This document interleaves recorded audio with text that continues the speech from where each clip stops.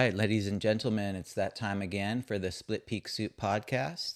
I'm your host, Neil Carney, and I have a great friend of mine today, a good, solid individual named Kyle Thiermann. He's an author and a writer. He's also a podcaster as well. Anything else you'd like to throw in there? I think I've known Mr. Neil here since I was maybe 10 years old. Yeah, yes. I think my dad moved to the east side when I was 10, and pretty shortly after that, I remember meeting Morgan Jenkins and Mark Wiebe and Kyle Boothman and Neil Carney, and that was Tony Mikas. It was part of the OG crew that indoctrinated me into the east side here. Definitely. And then we built a half pipe, know, and I remember you and a bunch of other kids would always come over and skate the ramp from, junior high on. Yeah, that was good times. That was super fun. And is that thing still standing? No. I'd go a little closer into your mic. Okay. So that guy's way better. It's no longer with us, the half pipe. Yeah, the swamp ramp, as we would call it. The swamp ramp was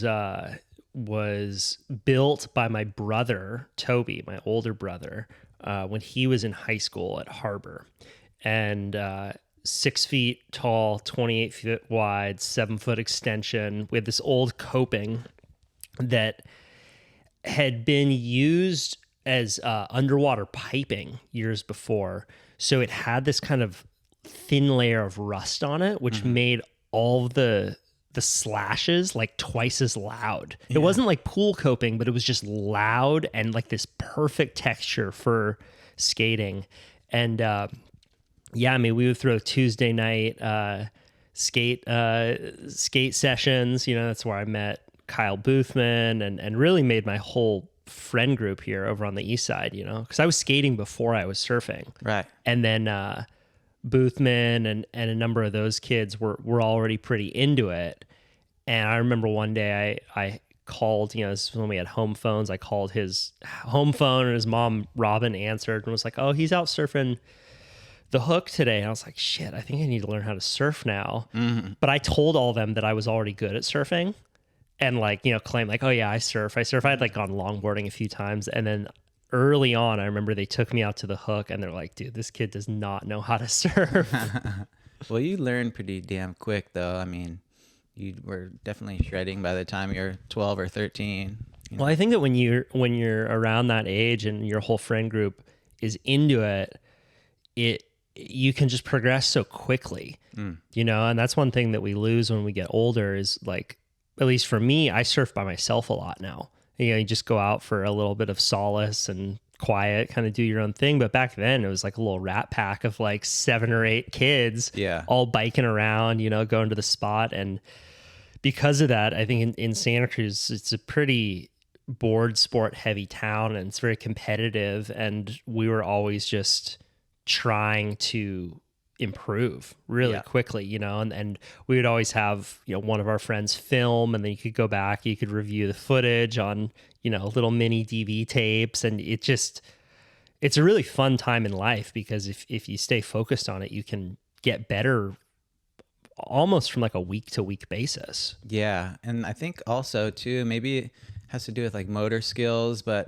definitely some kind of neuroplasticity at that point in your life where you can pick things up real quick, Yeah. And like you said, with the motivation of friends and stuff. And then also the motivation too, because when we were growing up, it was everyone in Santa Cruz who ripped was sponsored. Yeah.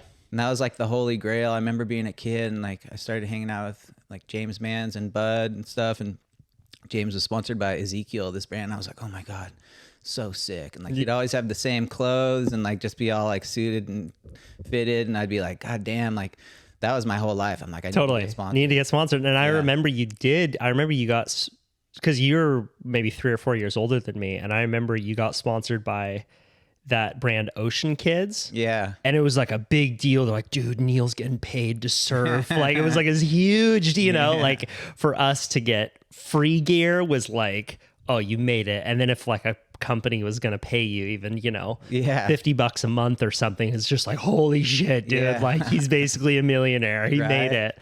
But yeah, it's funny you say that because I think that the sponsorship aspect of growing up was such a big part of surfing. Maybe too big, honestly. I mean, nowadays it's like, I feel like thinking about anything beside just the act of riding a wave kind of is sort of a distraction. But back then, yeah, it was very much around, you know, wanting to be cool and having the coolest brand sponsor you. Totally. Well, I mean, God, you think back now, I mean, those days, like nowadays, like the kids are like getting a sponsorship means getting like a 50% off coupon, you know, and like it's pretty grim, like and which is kind of weird because it seems like, yeah, there's less money in these brands as far as what they're like putting out to, you know, foster talent, you know, but I don't think that they're like necessarily like hurting. People are still buying a bunch of stuff. It's just that that's not the way that the brands are seeing like a return on investment. And you'd think that just like some clothes and keeping them, you know, with new stuff would be wise to them, but maybe it was more reckless back then. I think more the guys who were running the surf brands were like surfers themselves a little bit more. For sure. Like involved in doing cool stuff because surfing was like cooler then. Right. And I think that you had a lot more marketing that was focused just on brand marketing that you didn't necessarily need to measure. So for example, when we were coming up, the coolest competitions were Volcom's Totally Crustaceous Tour, right? Where they would show up in town. They would just give so much stuff away. The prizes were amazing. They were free contests, you know, for families that didn't have much money. You could put your kid in a Volcom contest and come back with a new wardrobe for them. Yeah. You know, they were so generous. And as a result, it made Volcom the sickest company. Yeah. Right. Whereas now, you know, how do you measure cool? How do you measure what that did for Volcom at the time, you know? And you can't really. You just make them cool. Whereas I think now there's much more focus on measuring the performance of any brand campaign. Right. With digital advertising, with Facebook advertising, you can see exactly how many people clicked that ad. Yeah. And as a result, it's harder to make the argument that, hey, we should be sponsoring all these local semi-pros because it's going to have this downstream effect. You need to make that argument from a brand standpoint, and it's not always easy to do that. And yeah, to your point, I think back then we were really just on the tail end of the golden age of surfing. Yeah. Where it was really nationally like the coolest sport, right? You didn't need to be a surfer to want to wear surf clothes. And as a result, there was just more money being put into all the young athletes generally. Yeah, I spoke with Sean Burns. He was on the podcast a couple episodes ago, and you know, we were just talking about like metrics, this new world that we live in with the media, and whereas, you know, the return on investment would be like throw some stickers on this guy's board. You know, ideally he'd be getting photos run in the magazine, and that would be eyes on the brand, right? Or maybe people around town are just seeing a guy at a contest or just hanging out wearing this stuff. But now they have this like really scientific and like way to pinpoint, you know, exactly how many eyeballs, not only how many eyeballs are like looking at that image, but like for how long, like how many seconds are they looking at it. And he was saying that his O'Neill contract kind of had shifted over the years, past 10 years, to, you know, filling out a spreadsheet with like contest results. And then it turned into like, okay, well, the spreadsheet turned into like followers and views and stuff. And which, you know, depending, it's smart from a company's perspective, but then, you know, it's got to be kind of a little bit demoralizing from the standpoint of a surfer who, you know, they want to do a good job, and maybe being a social media star isn't part of their, you know, their strong suit or what they like to do. Yeah. I mean, the way to do it now is you get the support of a brand, and then when you have the support of that brand, you start your own thing. So then you have that megaphone from you know, an international brand like O'Neill, and then Sean could start his own local product that's non-competitive with O'Neill, whether, it could be an environmental product. He's involved with Save the Waves, but then he has 100% ownership over that thing. Right. But he has the marketing muscle of O'Neill to kind of get behind what he's doing. Yeah. And then he can parlay out of being a pro surfer into owning his own company. Right. Yeah, because the real benefit of being associated with any even mid-sized company is eyeballs. Like it is, I've been sponsored by Patagonia for a long time, and I just did my book tour at their stores around California. We're going to Austin, Texas, New York, Portland in the months ahead. And like, it would be so hard for me to organize those kinds of events myself without the support of them. Yeah. Right. But they benefit from it because they're getting people into their stores. I'm able to then support, promote my new book. Yeah. But it works as a symbiotic kind of relationship. So, Yeah. I mean, the recommendation that I have for all sponsored surfers is use that relationship that you have, but don't rely on it. Yeah. Like, see that as a stepping stone for you to be gaining marketing experience and have this megaphone to then support your own thing. Right. And you do have, people like Jamie O'Brien and Nathan Florence, who essentially have now created their own brands with their own, products that they have ownership over, and they're then less reliant on just the annual marketing budget of the people that sponsor them. Yeah, and like social media collaborations, if you have like a umbrella sponsor and you're doing a podcast or something, but then you have your own, accessory sponsor, whatever it may be, then you can have 3 people collaborate, and all the people who follow those different specific, platforms or these different parts can leverage that, the popularity of the other brands. And, well, yeah, just speaking of your book, you're in town for Thanksgiving and you're promoting your book. What's the title of your book? One last question before you go. It's a book about why you should interview your parents. Yeah, that's really cool. And obviously, it's just a great thing that we should all do with our parents, whether or not we're writing a book or not. But how did that whole kind of concept kind of formulate for you? I had my dad on my podcast during COVID. Have you ever met my dad? Yeah. Yeah, E.T. Eric, he's a old Santa Cruz documentary filmmaker. He was the dude who let us build the half pipe in the back of the yard. He told his kids, you can have cable or we can build a half pipe. He gave us the choice. So grew up without cable, but we did have the ramp. And I just had him on the show. We talked about different crazy stories from his life that I had never taken the time to ask. As you know, it can be a little awkward to ask your parents specifically, but people generally, pointed questions about their life. It's, when you interact with someone, usually it's like, hey, how you doing? What have you been up to?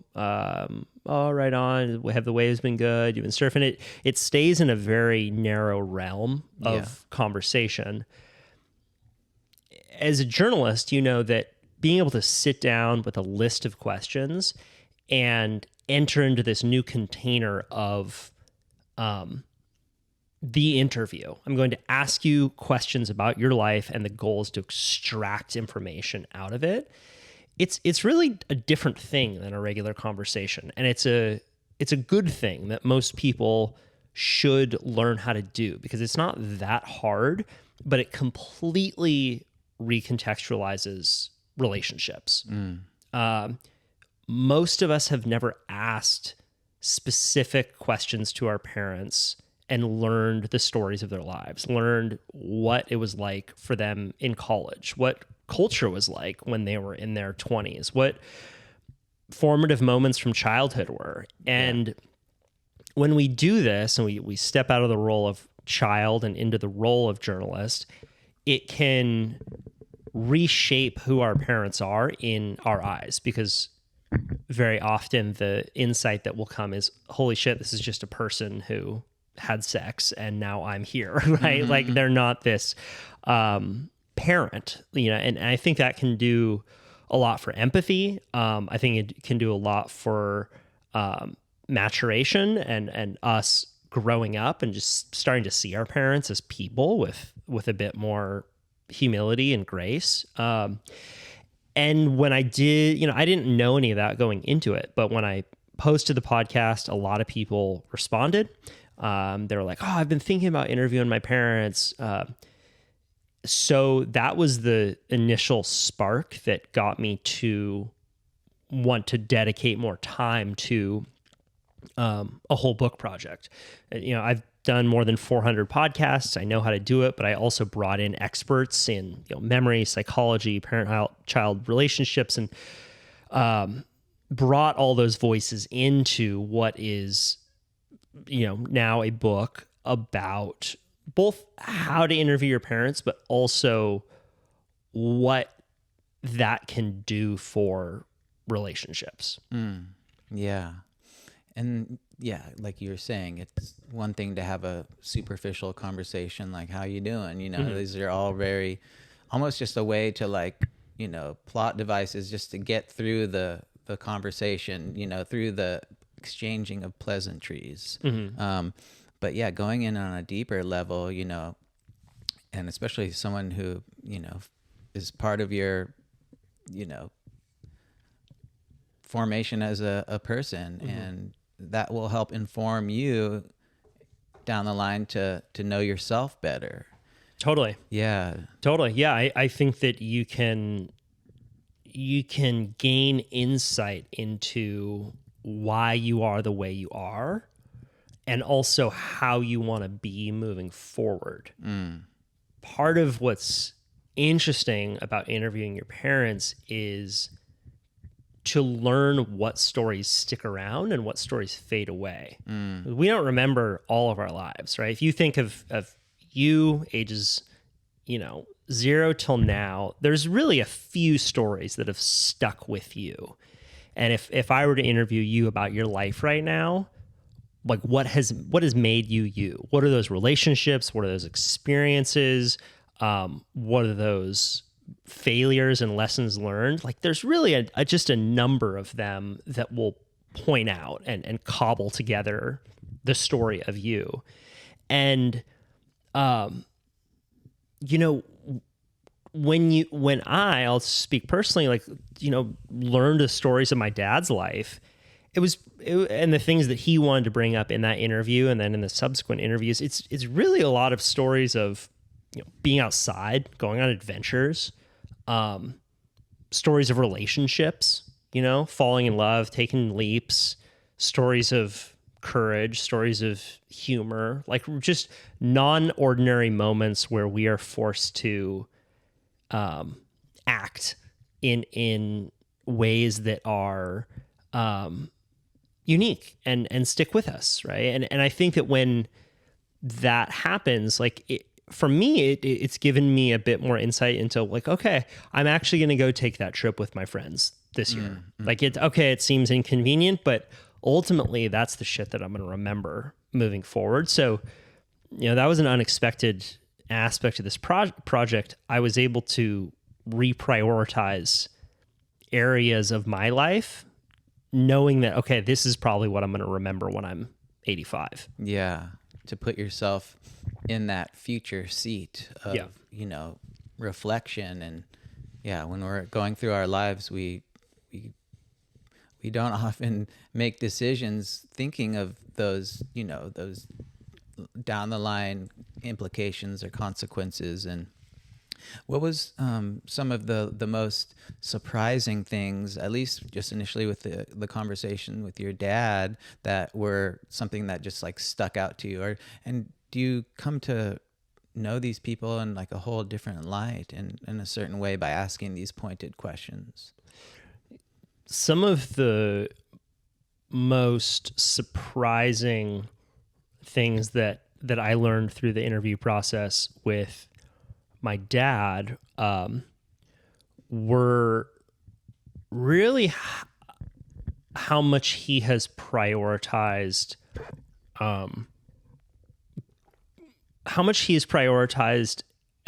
adventure storytelling in his life. You know, he's a documentary filmmaker by trade and has really, you know, picked up a lot of projects throughout his life that weren't well paid, but he just did it because it was going to be an epic story. He spent 2 years of his life traveling around the world, making a documentary about the cultural significance of bells.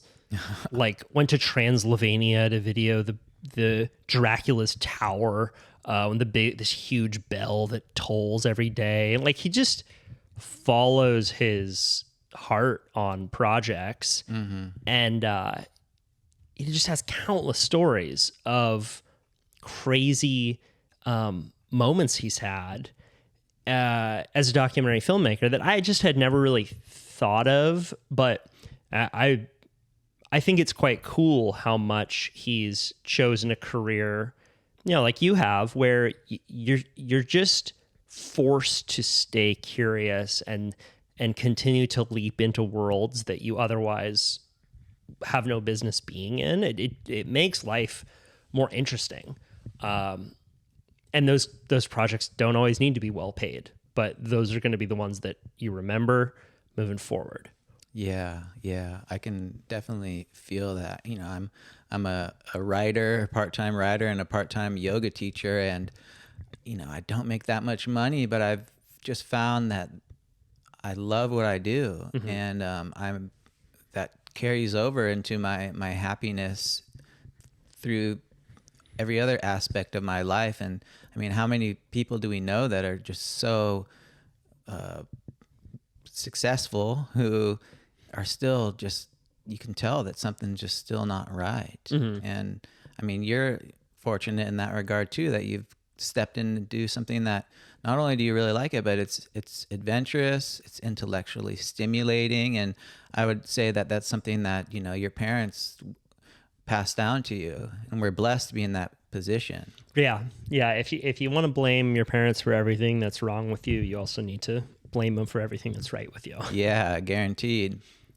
And so you got the idea, and after that initial podcast, did you have to, you know, go back and interview several more times, or what was that? How did you like pace that out? Yeah, I interviewed my mom, my dad, and my stepdad, who are the three main characters in the book, multiple times each throughout the course of a year. And every interview focused on one aspect of their life. Through that, I'm giving the reader techniques that they can use, as well as then going on this kind of hero's journey in my old RV Starflight, where I'm interviewing other experts in question asking, parent-child relationships, parents in prehistory. So there is a story to the book. There's an arc along with these technical aspects of it.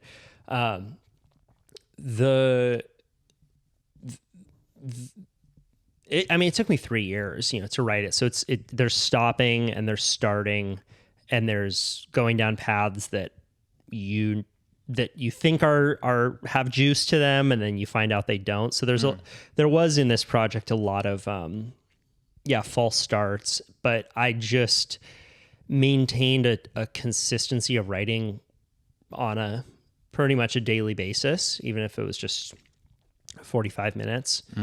And if you do that enough times in a row, eventually you'll end up with a book. Yeah. That's really what it comes down to. And I continuously come back to this idea that you don't necessarily know what you're going to write about before you sit down that day. Like you can't wait for the idea to come and then sit down and write it. You just need to sit down, and you might stare at a blank screen, or you might get 2,000 words out. But the practice of sitting down and doing it is what makes the thing happen. Yes. You know, it's like going surfing. You don't know what waves you're going to catch before you paddle out. Right. But you're just going to paddle out and have the faith that some waves are going to come. It could be a shitty session. It could be a great session, but you're just going to keep going out Yeah. every day And that's what's going to make you better. Yeah, you have to get the ball rolling somehow. And I haven't been doing it lately because many reasons, and motivation is one of them. But I've been writing a novel about a boy who, going back to sponsorships, he grows up in a place like Santa Cruz, and he just wants to be sponsored and wants to be a ripping surfer. And the story pans out where this he meets a surfboard shaper who shapes him a surfboard. It's a magical surfboard that gives him the ability to surf, and get sponsored and That's popular rad. and stuff. But it's actually an interdimensional demon who like preys on the life force of others. And the kid, once he gets this like cursed surfboard, his personality starts to change, and it's kind of like it's a horror story. But I've found that the way that I was really getting, prolific, or at least getting a lot of stuff done, is I would grab my journal and I would go outside and I would just journal for like 10 minutes. And then as I was there, after I got the ball rolling, then I would write like a scene or a part of a scene. Right. But yeah, just on a computer after that? Just handwritten. Are you usually writing handwritten your first draft? Yes, always. And that's another thing that I feel like is interesting to ask writers.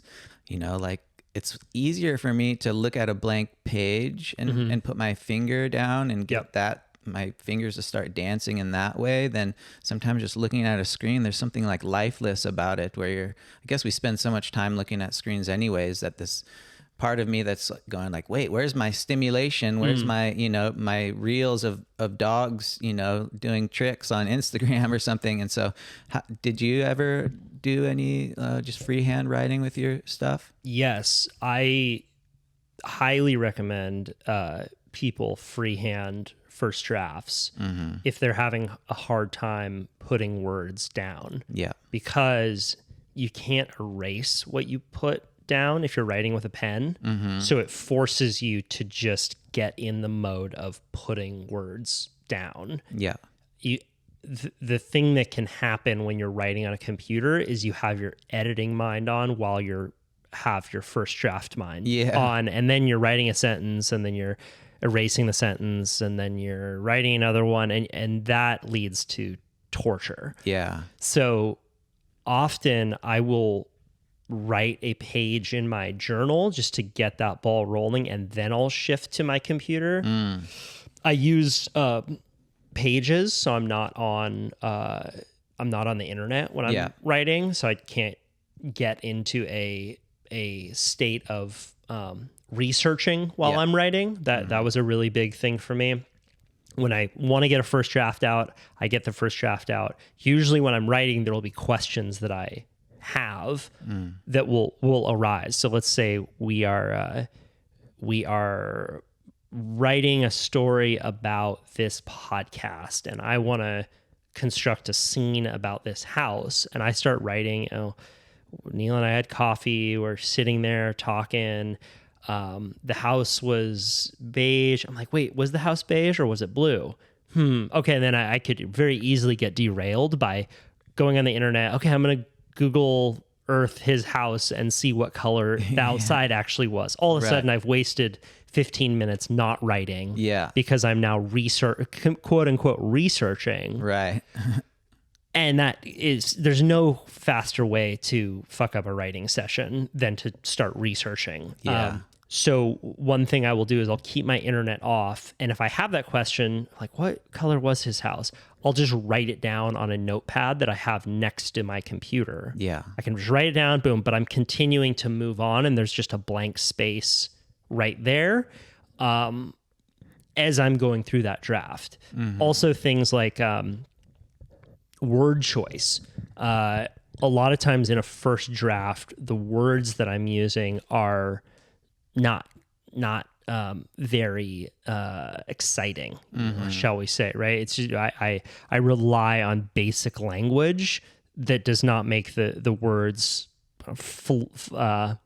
jump off the page. So one thing I'll do is, let's say that I say Neil had a nice house, but I'm like, okay, it wasn't a nice house that I want to say.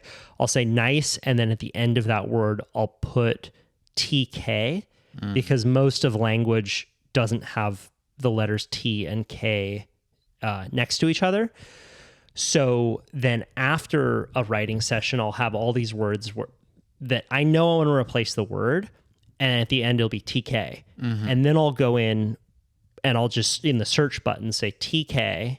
And all of the words that I then need to go replace in another session, I'll do that separately. Yeah. So it wasn't a nice house. It was an exquisite house. It was a magnificent house. And I'll have a whole session based on replacing basic words. Yeah. Right? And then at the end of that, it can turn into some pretty sick writing. Yeah. But the key for me was really to not get twisted what every writing session was about. If it's a first draft session, it's a fucking first draft session. If it's an editing session, it's an editing session. I set a timer usually for 1 hour and dedicate that time to that thing. Yeah. And I also found it useful too by like writing the freehand. When I go back to transcribe it into my computer, that's kind of where I would kind of make some of those adjustments, right? And expand on something or just do the editing process kind of like on the fly right there. So yeah, I think that's a useful tip for any writers out there, is to try as much as you can to not only do stuff like that, like freehand, but have a real structure to the way that you work. So you're not just sitting down and saying like, I'm going to write a draft and then in the middle of that go into research mode, like you said, kind of like partition off of those different aspects. I would give that advice to anyone, even if they're not a writer. If you're in sales, if you're a founder of a business, if you're doing anything, your computer is a sea of distraction. Yeah. And if you don't go into that sea with a plan, you are wasting your fucking time. Yeah. You would do better to sit outside daydreaming about a big idea than you would be just randomly scrolling and clicking through the internet. That is how you rot your brain and call it productivity. Yeah. That's for sure. But if you want to go into that sea of distraction, have a notepad ahead of you and write down the 2 or 3 things that you're going to try and accomplish while you're spending that hour on it. It's not, you don't need to be very smart to do this. This isn't like a game of like being a brilliantly intelligent. It's about having a plan before you jump in. So working smart. Work smart. I mean, I will pretty often think, okay, I'm going to open my email now, and for the next 20 minutes, I'm going to be spending time on email. It's going to be my only tab open, nothing else. Okay, email's done. The timer's done. Email's closed. Yeah. Like, be athletic about it. If you want to get good at anything, you need to, and how does an athlete do anything, right? And progress. How were we progressing when we were kids surfing? You go out surfing and you focus on one thing for that session. Okay, I'm going to go try airs this session. You improve by constricting the task ahead of you. And that's how you move forward and make progress. Yeah. And going back to like the interviewing of the parents and stuff, this is something that just kind of came up in my mind. It's because you mentioned that you had a stepdad. And so at some point, in your life, your parents separated. And it's almost like it would be useful to like interview all of our parents, but maybe even like interviewing your significant other, because maybe during this interview process of interviewing both your parents, maybe something dawned on you to maybe why they weren't as compatible as they might have thought. Oh yeah. You definitely realize why your parents aren't compatible when you interview them separately if they're divorced. I think that the process of interviewing your parents can be expanded to anyone in your life. A lot of people at the events we've done have been parents who are interested to interview their kids. What's consistent is this container of the interviewer and the interviewee. And for however long you are conducting this experiment, you're no longer your parent's child. You are a journalist, and you are asking a series of questions meant to draw out stories. Yes. You can do this for a significant other. You can do this for a child. You can do this for a mentor. You can do this for anyone in your life. And you'd be surprised how fun it is for the person that you're interviewing. A lot of people are just waiting to be asked a question. Yeah, right. And I remember, I haven't read the book yet, full disclosure. I'm excited to, but you mentioned in a post that, you through this, especially I think with your mom, like through your interview process, that you maybe helped her understand some things about herself that she wasn't as clear on before, or that she was involved in some conspiracy theories. Is that something that you're willing to discuss? Sure. Yeah. I mean, it's in the book. Yeah. Yeah. I mean, the arc of the book is having a mom, losing her to conspiracy theories, and then using the interview process to reestablish a better relationship. I didn't convince her that, that aliens have not in fact given us free energy devices that can power cities, and the Illuminati is suppressing it. I think she still believes many of those things that I do not. Yeah. And so I don't know that the book convinced her to change any beliefs. I think that it may have shown her some aspects of herself that I see that she did not. We all have blind spots, and as a writer, you can point out some of those aspects of people that you see. And I also did my best to balance it with a lot of love and empathy. Like it's a very common story to be a child, think your parents know everything, learn that they're just people, and they don't, but you kind of throw the baby out with the bathwater, you throw the parent out with the bathwater, and you just think they're horrible, because maybe they lied to you, maybe they're failures in one aspect or another. And we lose those relationships and never regain a kind of closeness that interviewing can help. So for me, I had a lot of resentment towards her because she and my stepdad had really sold me on some crazy fucking conspiracies that I believe are, that's what I just mentioned. Free energy is just one conspiracy, but there are many, and they are destroying our country. Yeah. Because they speak to people's sense of status. It makes you feel interesting if you believe in conspiracies that other people do not. It makes you feel like you're part of an insiders group. Yeah.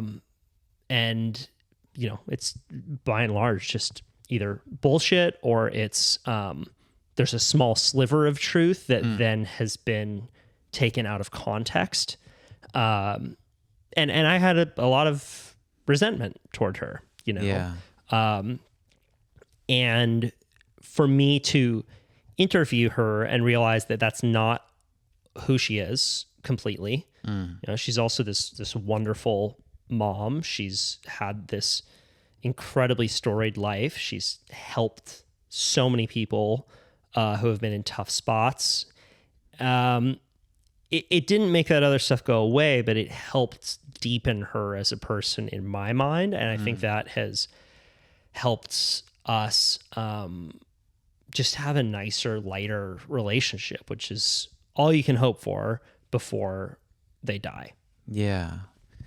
Yeah. The conspiracy thing, it's like, it's very appealing. And like you said, like being involved in this kind of hidden knowledge that like everyone else doesn't know this and I do. And therefore, you become an authority. And one thing that, just the mystery, we've been studying consciousness, from a spiritual level for thousands of years. And then from like a philosophical and science-based slant for, hundreds of years, and we still don't know what the fuck's going on. And there's just so much mystery, and I think that it's a tough thing to not go down that slippery slope of where, you know, maybe I'll entertain. It goes from like, oh, this interests me, and like maybe to like, it's for sure happening. It's for sure happening. Totally. And not only that, but, you know, Bob, the next door neighbor, is a reptilian, and he's, you know, he knows Elon Musk's passcode to the nukes or something. And right. So yeah, it's hard. And I think we're so polarized with information now, and there's such like a free access to information with the internet and stuff like that, from anything from like politics to science. There's such like opposing opinions, and it makes things contentious. Yeah. And yeah, there's also just a lot of hubris. There's a lot of people who think that they're doing real research, and it makes them feel a sense of purpose. And unfortunately it's a kind of misplaced empathy. Yeah, we do need people to care about their communities, care about the state of the world, participate. But there are also experts in various fields who should be trusted in those fields. Yeah. You know, the idea that, you know, we don't know what the fuck is going on, yes, is true on a certain level. And Neil Carney has more expertise in the ocean than someone who's never been in the ocean. Yeah. Right. And if you're saying you should not go out there because it's unsafe, people should listen to you over a beginner. Like, it's not an even playing field here. Yeah. Right. So for someone to read a few articles on the internet and then piece it together because they think that they have some grand theory of how all this shit works, rather than actually trusting legitimate news sources with fact-checked processes, is kind of like saying like, well, I understand this ocean and you don't. And it is unfortunate because there's a utility to truth, right? There's utility to actually knowing what the fuck is going on, right? So if you think that every time a plane flies over and you see a chemtrail behind it, that's going to have an effect down the line. It's going to have an effect on relationships, right? And maybe chemtrails are a good one, right? To just kind of pick apart, because it comes from a kernel of truth, right? Like cloud seeding, you know, where we put, I believe it's iodide into the atmosphere. It's a well-known program that's done at ski resorts. It's done in China a ton, and it basically attracts clouds to try and create rain, right? It's done by local agencies, authorities. It's well known.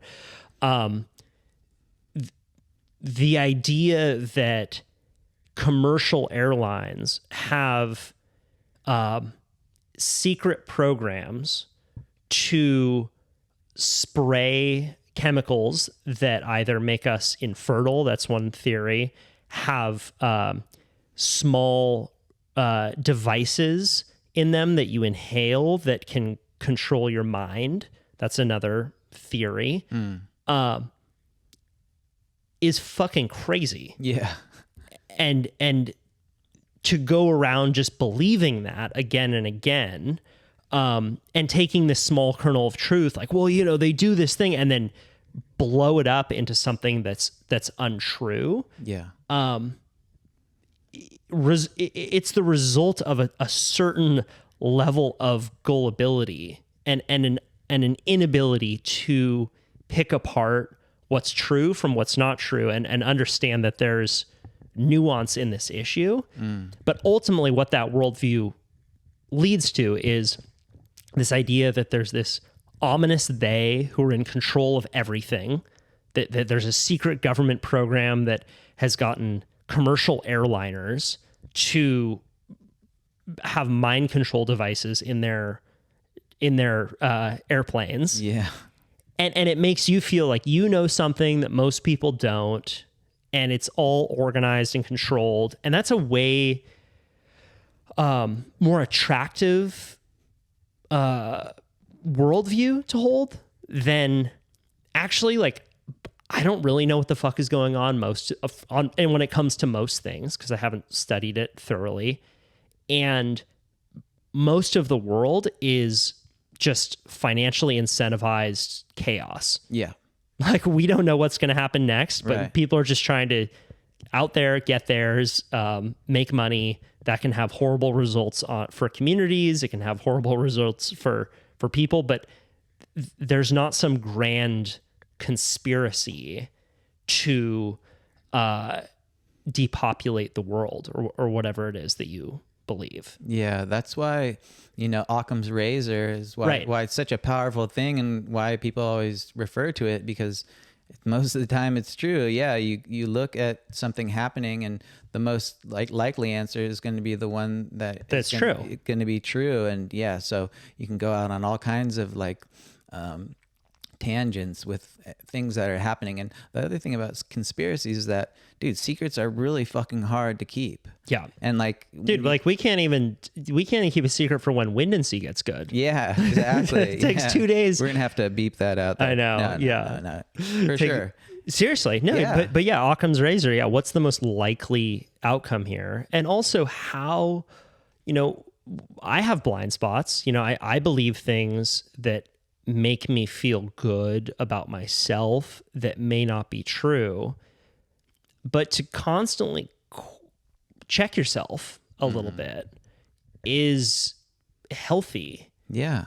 It really is. It's an important practice to take stock of how your beliefs serve your ego. And this happens, it happens with conspiracy theories. It happens just with generally power, people gaining power in a company, and then all of a sudden they become megalomaniacs who can't ask questions to anyone, lose all humility, and it becomes this kind of emperor has no clothes situation, right? And we're in a world now where it's easier for that to happen than ever because of social media, right? Like, social media fuels narcissism, and narcissism can feel good in the moment, but you are narrowing your view of what is happening every time you're just thinking of yourself, and ultimately you're losing a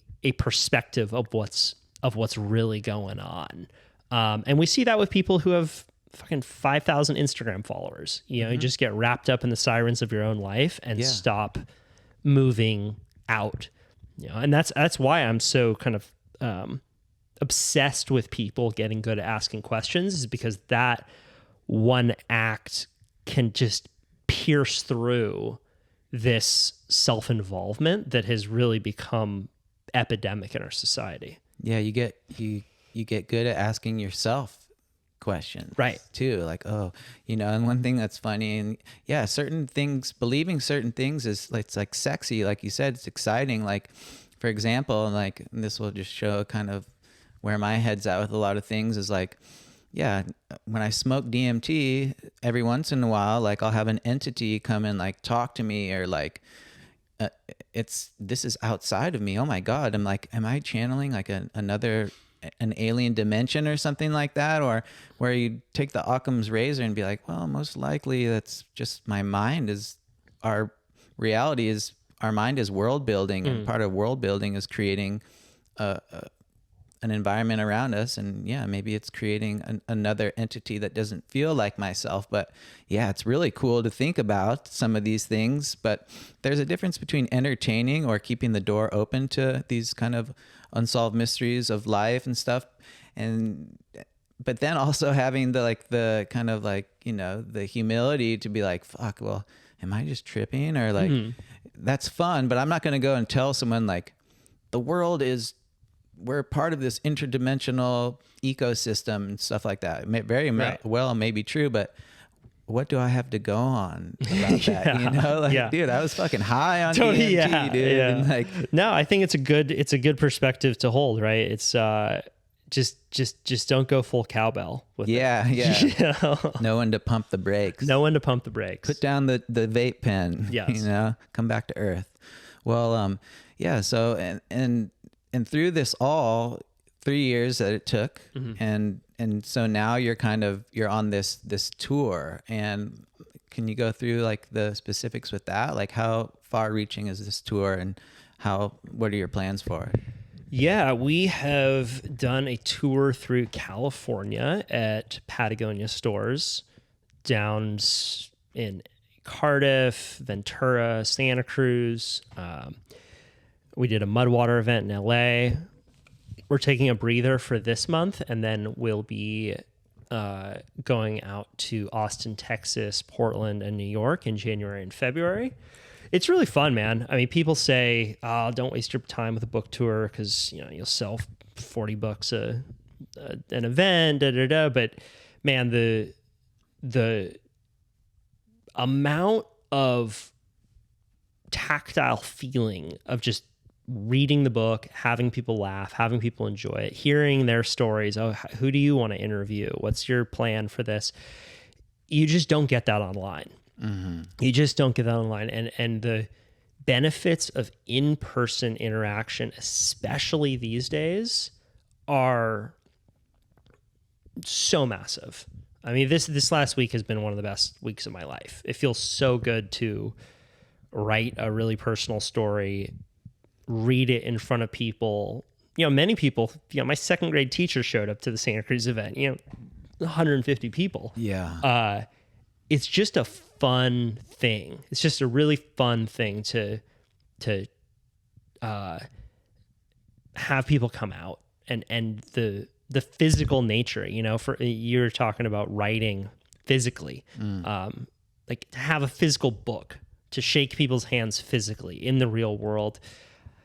It's so much different than just staring at a glowing screen and seeing numbers come in. And it's very validating for me that this is the kind of thing that I enjoy doing and want to continue to do. Yeah. And it just feels like, you really crossed a finish line. And I think that for any artist, creator, when you put a lot of yourself into something, it's important to define that finish line and make it feel like you really did it. You really made it over. And it's like running an ultra marathon and then not really counting where that finish line was and not having anyone at the end to show up and celebrate, right? You're just like, okay, well, did I finish? I think I did. But like you would lose the joy of it, and it would make you not want to do any other ones. So I'm really taking a moment to enjoy the fact that I did it. It's here, and people can come out and actually interact in person. Yeah. And one thing that I was going to ask you about, like, was it hard to find a publisher, and who did you choose?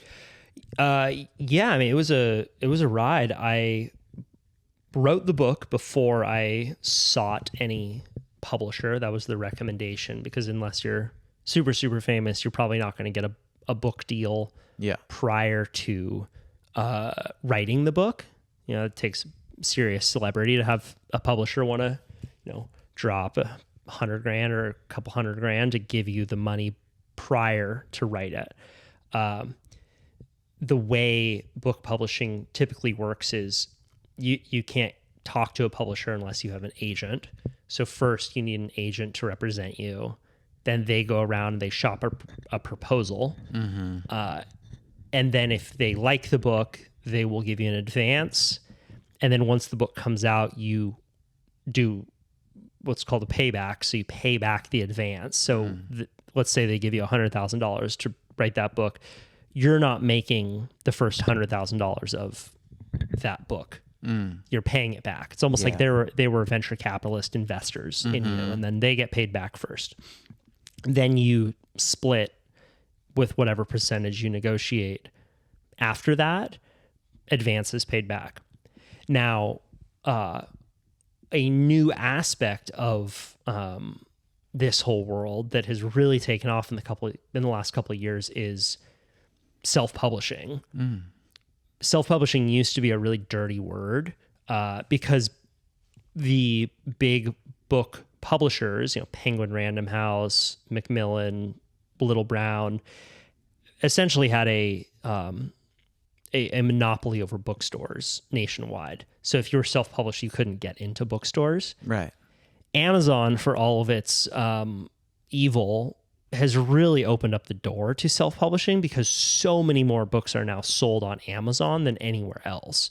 And if you want to self-publish, you can then get that book on Amazon. It won't be in bookstores around the country unless people request it, but you can then market it yourself and you get way more of that back end. So rather than, getting $4 a book, you get $10 a book, right? So the model has shifted now where a lot of even big authors are choosing to go self-published because they have their own platforms and they don't need to go through this kind of arduous traditional process. I got an agent. I have an agent. We considered going with big publishers. I didn't get a deal that I liked, so I decided to go with a company called Scribe that is technically a self-published company. They give you, the woman that made the cover of my book does Stephen King books. Wow. Editor was from big publishing houses, so it's really as professional a process as you would go through with traditional. But now that it's out there, I get more of the back end. So that was what I decided to do. I may decide to do it with future books, or I may go traditional. But it's an exciting time, and I would say that for anyone out there who has a book in them, just don't wait. Don't wait to get it out there. Pretty often, your first book will be self-published, and then if it resonates with people and they like it, you can use that as evidence to get a book deal on your second or third or fourth book. But it's an exciting time, and the benefit also of doing a book tour is that people come out, they buy the book, they take photos, and it turns into a little moment. Yeah. And not to kind of like sully the feeling of this afterglow with any type of future tripping, but I guess it depends on the way that you're looking at it. But have you been plotting up any other books to go next? Like what would be the next thing? The next chapter. I have a few ideas for new books. I haven't really settled on one. Pretty often I will write an article about what could become a book before settling on that book idea. I think of that as like testing the waters, right? If I think that there's an idea that could be good, I want to dedicate 2,000 words to that before I dedicate 100,000 words. Yeah. Right. Because you're really just guessing before you put a book out if people are going to like it. Right. And I think that a lot of people kind of go all in on an idea without testing and paying attention to what people are responding to and what they're not responding to. When I came up with this idea of a book about how to interview your parents, I had done the podcast with my dad. I then wrote an article that did really well.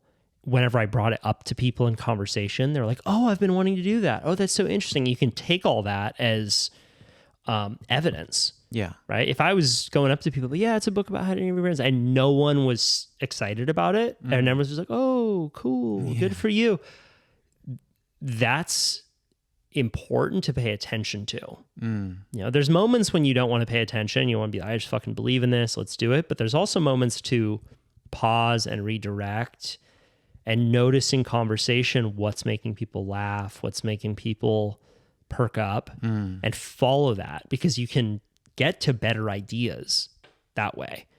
And you can just learn to throw the mediocre ideas away and move on to something better and better and better. But it just takes constantly paying attention to what people are lighting up at, and then follow that. Right. It's like a thesis auditioning. Like Totally. you create that thesis, and yeah, different ways of kind of testing the waters, podcast, little, and yeah, even in a smaller sense, like a 2,000 word article would be like a very concise thesis for something larger. And then you say, how do I expand out on Right. this and make this a little bit bigger going down the line? Yeah. Well, that's pretty wild. That's so cool. I'm happy for you. It's like such an amazing, like it's thrilling. And then I just also am just like super proud of you, because that's a huge thing, you know, like to undertake. And how's everything going with the podcasting these days? Are you said you're up to like 400? Is that still something that regularly is coming out? Yeah. I'm doing those often. I see podcasting very much as like the raw material for written storytelling. A lot of times, it's, I did a podcast with Sean Dollar way back in the day, and he talked about his head injury that he had. That ended up being source material for a documentary called Brainwaves that's going to be coming out, I think, this year, about brain injuries in big wave surfing. Yeah. Right. But like that, it's a long form podcasts are a really good way to get ideas for other things. And that's really the primary reason why I still do it with such enthusiasm, is to just get those ideas for different kinds of stories, and to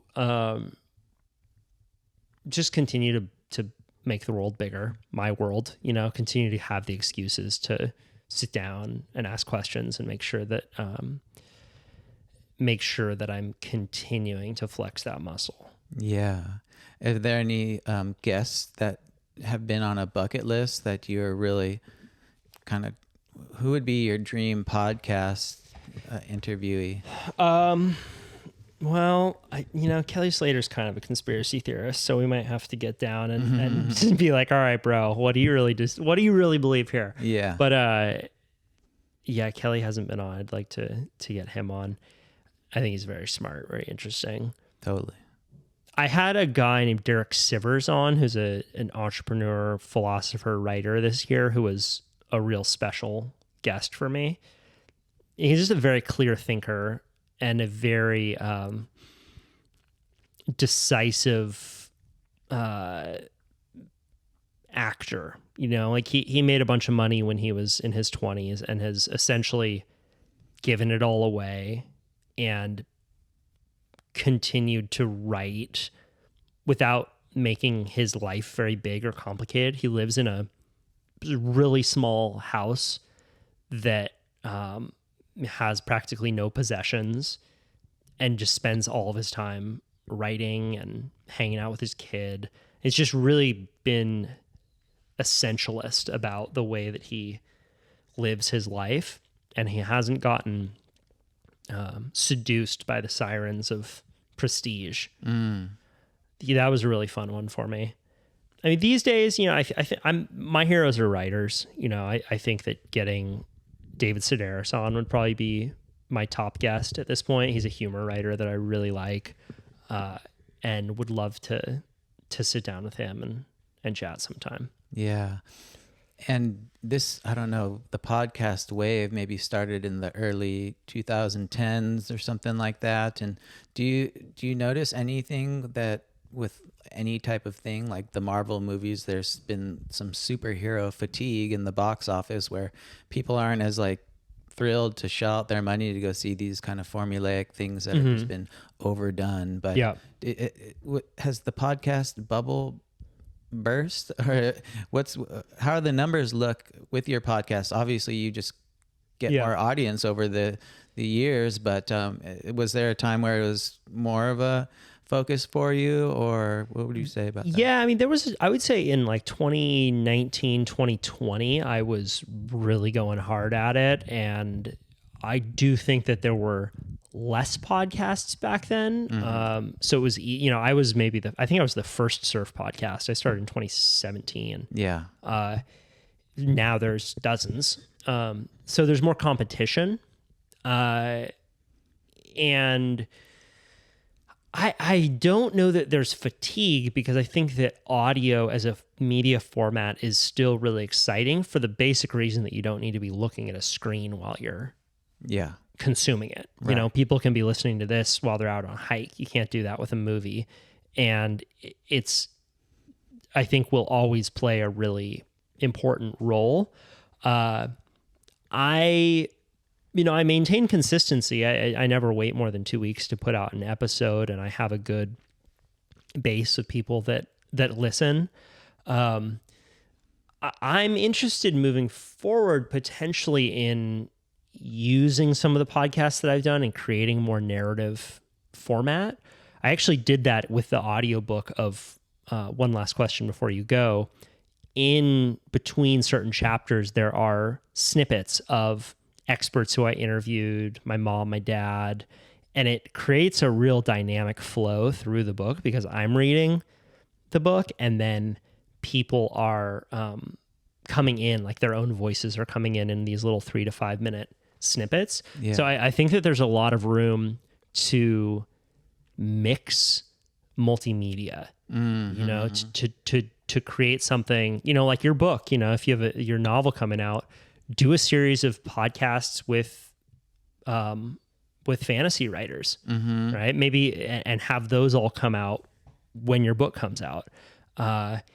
You know, people want to know behind, like, what's going on behind the curtain. Right. You know, so I think that podcasting is a really good way to supplement other forms of media, and give listeners and readers more value. Yeah, that's smart. I've been noticing that, and I like the Audible format. I listened to a lot of books on tape or books on, you know, line or whatever, how you say that. But I've been noticing that they've been like kind of, you know, not only having like more than one voice actor, but like they're starting to put like sound effects in, Right. and creates more of like a cinematic or a immersive experience. It can, yeah. Yeah. So it could get distracting too, but yeah, it's, I mean, A little bit, just a little splash. yeah, could be yeah, cool. yeah. Don't overdo it. And let's just kind of pivot a little bit to surfing. What's your relationship with surfing these days? Like, I know that you're living down in LA, and it's a different kind of surfing zone there. And are you still able to get your gills wet frequently? And Yeah, totally. I will tell you one thing, man. If you want to get really psyched on surfing, just don't surf all the time. yeah, You know, I'll go a week or two without surfing, and I genuinely feel like I surf better now than I did when I was just living in Santa Cruz surfing every day, because my enthusiasm is so high. I do surf in LA. The waves are good. They get good. It's just the thing with LA is it's really hard to get the maintenance surfs. yeah, You know, there's swells come and then you can surf, but in Santa Cruz, you know, this next week of waves, it's like 3 at 12, 4 at 13, 5 at 16, 3 at, you just get waves every fucking day in Santa Cruz. Yeah. Which is so cool. Like on any given day, I bet you could surf Pleasure Point 350 days out of the year. yeah, And you don't get that in Southern California. But there's different kinds of waves. There's really good beach breaks, probably better beach breaks down there than they are up here. And really good diving. So I dive a lot. Oh, great. Been getting really into spearfishing down there. Go out to Catalina Island, and there's still plenty of nature.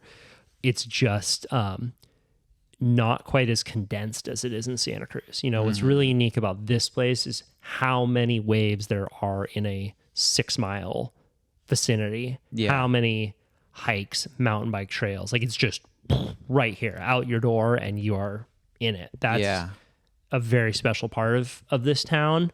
And I'm still here. Yeah, I'm still here quite a lot. My family's here. I have a little zone that I live in when I'm up here. So I enjoy, you know, having a bit more flexibility, you know, being down there some, being up here, traveling around. It's a unique time if you can do it affordably, to be able to pop around to different spots, because you will learn a lot by getting out of your culture and realizing that it's just one of millions of cultures. Yeah, and how about like the social life down there? As I've gotten older, I see people around, and you spend less time like hanging. But was it difficult at all being from Santa Cruz to go somewhere else to like meet new people? There's kind of a resistance, at least in myself. I'm always willing and love to meet new people, but when you have a bunch of friends up here, it's kind of like, do I want to put myself out there and stuff like that? And, Yeah. But do you have a crew down there? Yeah, there's definitely nothing like childhood friends, being from here. But I do have a few surfer buddies down there, good divers, good surfers, found my community. You really don't need many friends. Yeah. You need like two. Right. Like two good friends and you're set. Totally. At least for me, Yeah. I really pick and choose who I want to dedicate my time to and just go all in on those people. So I've, 2 or 3 really solid friends in LA. And then it's enough, for me to enjoy the outdoors with them. And then I have writer friends down there, people who are into, comedy and advertising, and you spend a lot of time with people you work with too. Which I do, Yeah, that makes sense. Well, hey, I know that you've got to kind of get going. You've got probably a lot of stuff to do, people to see, and I think this has been really fun to chat and get a little kind of insight into your book and the process. And is there any way, like, obviously people can find your book? Yeah, people can go to Amazon and get it there. If they want to leave a review, I'd be really grateful. They can also go down to Bookshop Santa Cruz. We have one last question before you go down there. So you can go pick yourself up a copy for the holidays. And thank you for having me on the show, man. I appreciate your never-ending curiosity and your sharp writing and your crazy wild rhymes that you will always be fucking known for. Yeah, dude. Neil dude with his crazy amazing rhymes. I feel like you've been doing that since I've known you, when you were like 13, and it has just continued on. So give me a beat and never stop, dude. We'll never keep it stop. going. Yeah, I got to stay hungry for them raps, dude. Yeah, dude. Yeah. All right. Well, hey, this has been the Split Peak Soup podcast. We're part of the Santa Cruz Vibes Podcast Network. We come out with quarterly issues in the magazine, so pick one up where it's available. And yeah, we'll check you guys out next time. Thanks for you, Neil. listening. Yeah, Kyle. Bye.